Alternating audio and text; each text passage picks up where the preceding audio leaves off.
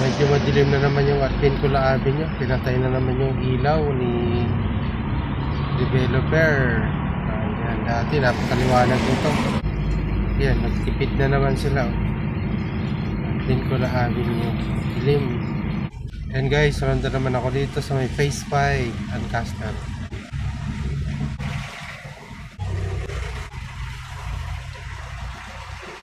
Ronda tayo at malapit ang December. Alam niyo naman po, pag malapit ang December, marami na rin naglalabasan. Medyo hindi maganda ang plano. Kaya tayo nagro-ronda para kahit pa paano mabawasan. Ayan, alas 2 na ng madaling araw ngayong Miyerkules. Pa tayo sa lansangan, nagro-ronda.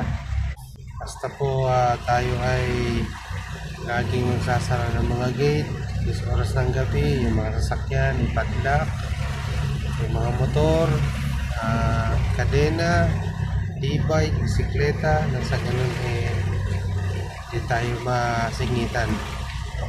So yun, good morning, magandang gabi, madaling araw sa inyong lahat.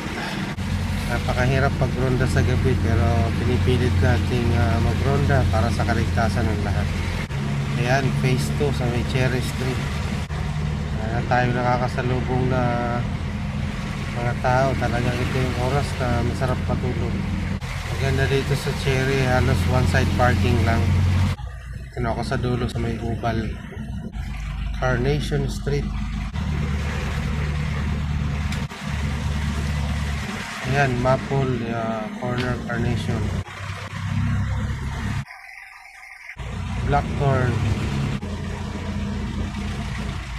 Ayun guys, magandang gabi. Ito, ikot ko na yung aming halos lahat ng area ng barangay.